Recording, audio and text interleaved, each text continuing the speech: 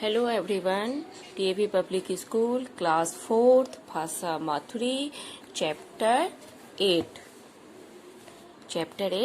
और चैप्टर का नाम है किस्से कहावतों की दुनिया।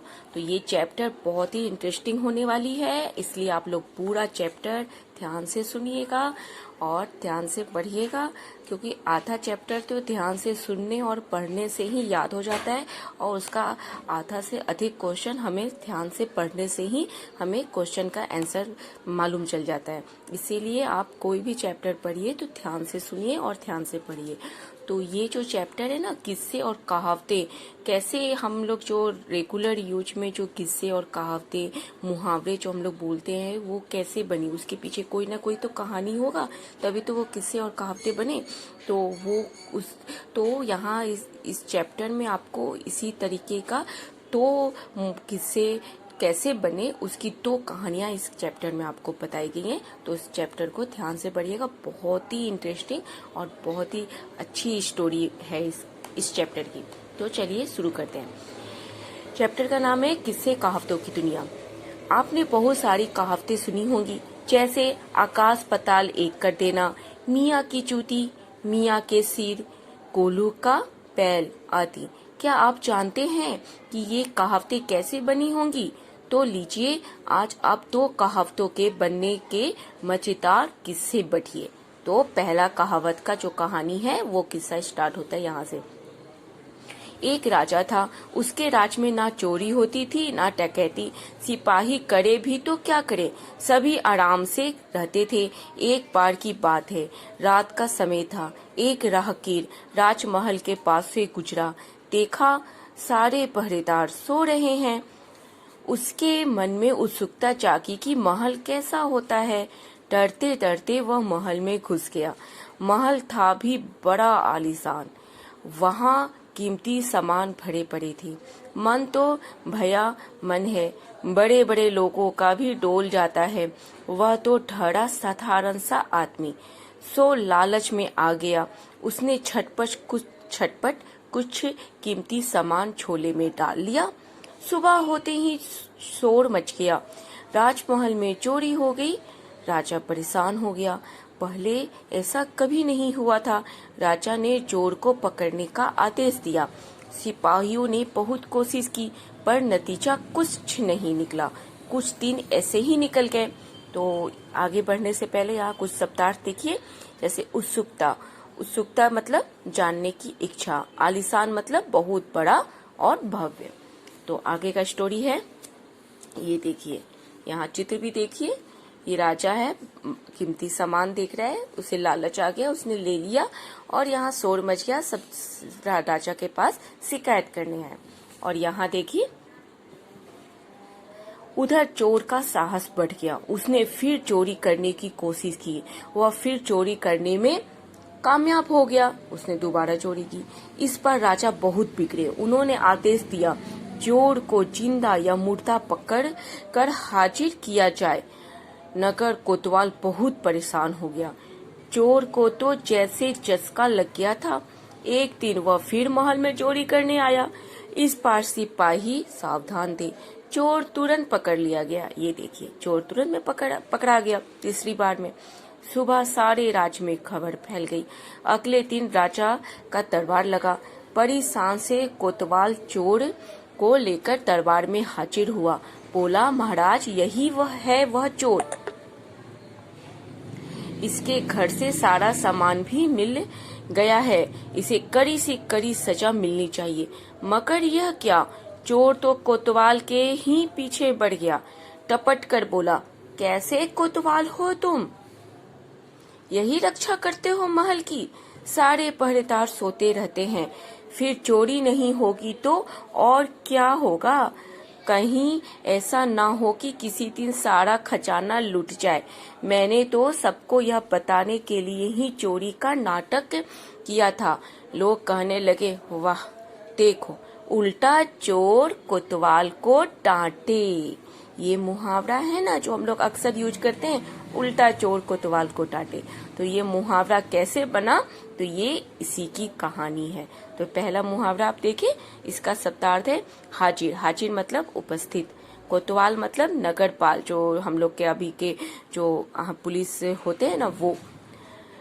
और उल्टा चोर कोतवाल को डांटे, स्वयं गलती करने वाला दूसरों को ही दोषी ठहराता है।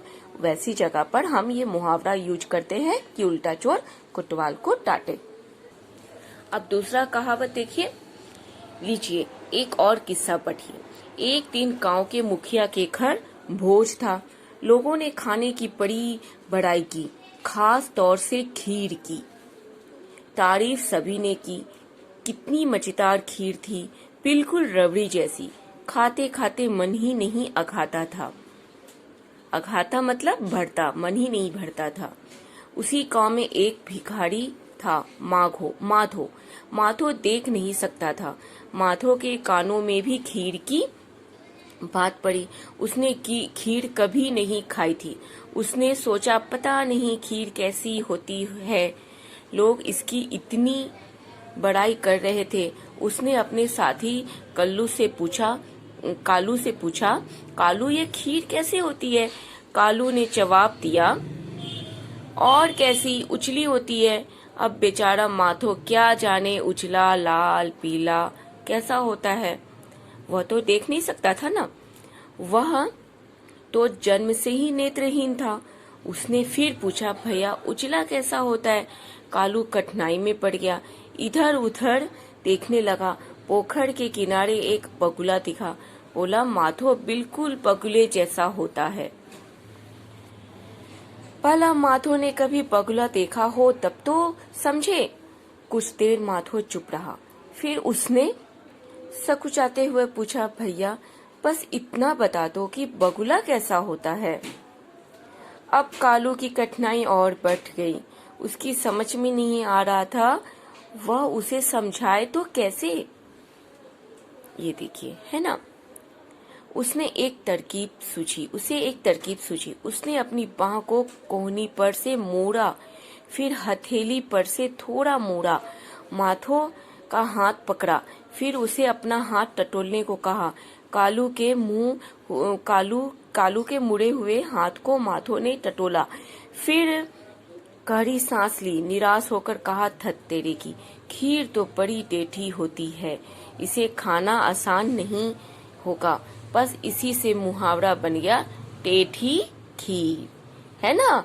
इस टेढ़ी खीर का मुहावरा इस तरीके से बना। तो हो गया। तो मुहावरे कैसे बने उसके पीछे की कहानी आप जान गए। इसके से रिलेटेड जो शब्दार्थ है, बड़ाई मतलब प्रशंसा करना, किसी की तारीफ करना। मन नहीं अखाता मतलब मन नहीं भरता। पोखर मतलब तालाब।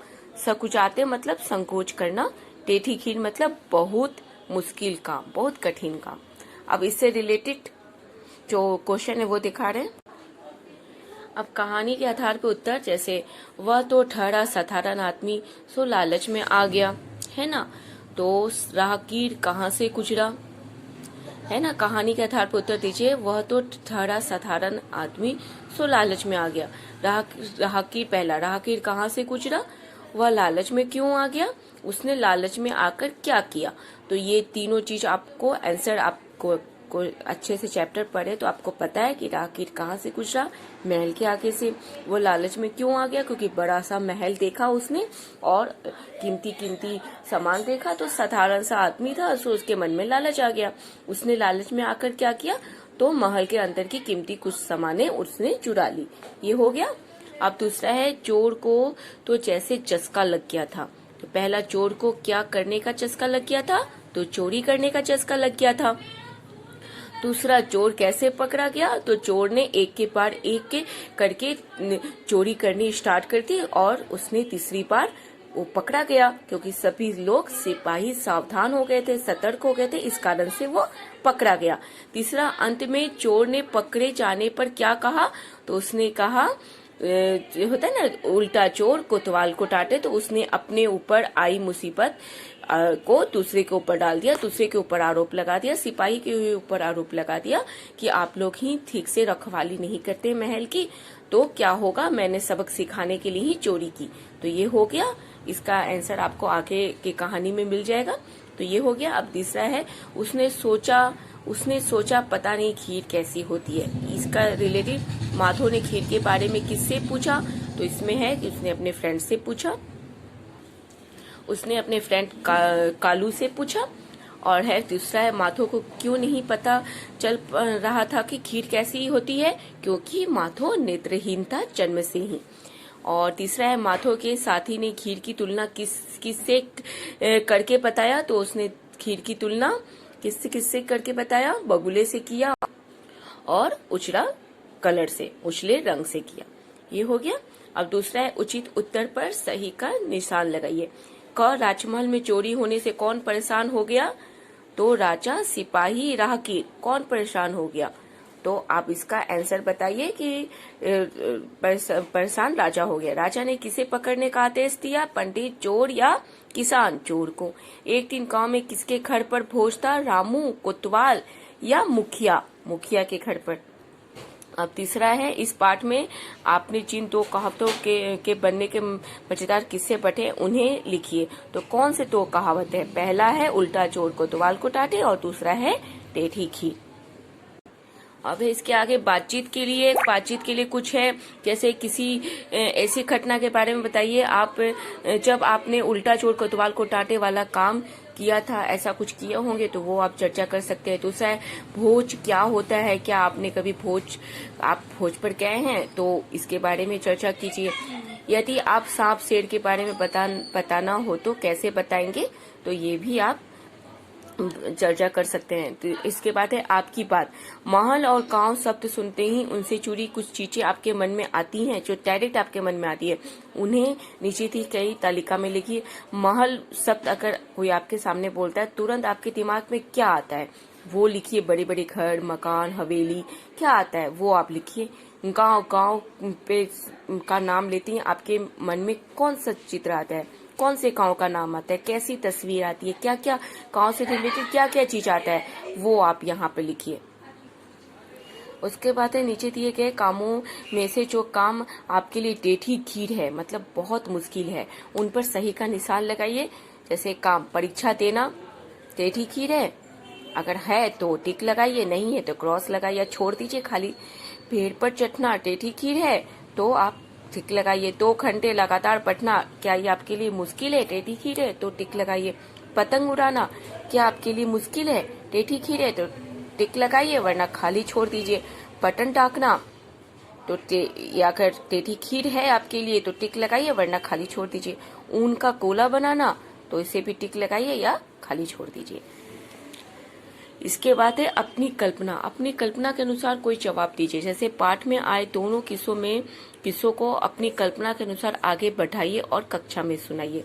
जो कहानी है उस कहानी के आगे और क्या आप अपनी तरफ से जोड़ सकते हैं और आगे कहानी को कैसे बढ़ा सकते हैं, वो आप बताइएगा। अपने दोस्तों में, अपने मम्मी पापा को बताइए, अपने टीचर्स को भी बता सकते हैं, या आप हमें कमेंट्स में भी लिखकर बता सकते हैं। दिए गए शब्द के लिए अनेक शब्द लिखिए। जैसे कहावत से रिलेटेड और भी कोई वर्ड आता है तो वो आप लिखिए 1 से ज्यादा। झोला, थैला, कुछ भी हो गया 1 से ज्यादा। जूती 1 से ज्यादा। किस्सा 1 से ज्यादा। किस्सा जैसे कहानी हो गया, नाटक हो गया, इस सब हो गया। बगुला, इससे रिलेटेड 1 से ज्यादा। बगुला को और किन किन नामों से जाना जाता है। फिर दूसरा बताइए इन्हें और क्या कहते हैं। कीमती, चस्का, पोखर। कीमती को और क्या कहते हैं, चस्का को क्या कहते हैं, इसका और क्या क्या इन्हें। कीमती मतलब महंगा, चस्का मतलब किसी चीज की लत लग जाना, पोखर तालाब। नीचे दिए गए वाक्यों में क्रिया शब्द के नीचे रेखा खींचिए। कौन सा क्रिया शब्द है उस शब्द के नीचे रेखा खींचिए।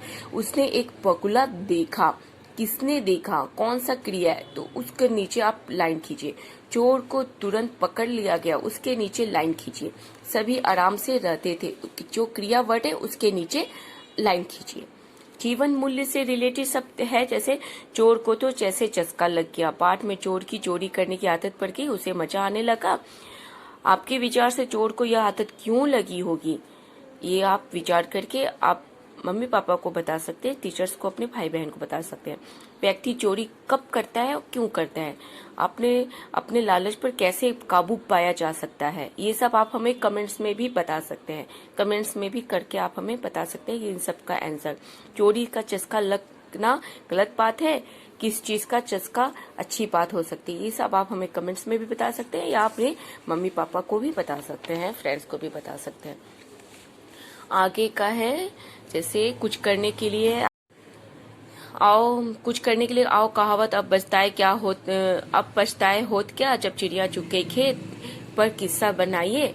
तो एक बात के संकेत, एक बार की बात है कि एक किसान का बेटा बहुत आलसी था, वह कोई काम करना चाहता था। तो इससे रिलेटेड आप इसी कहानी को आगे बढ़ाइए और कहानी पूरे कॉलम को पूरा कीजिए।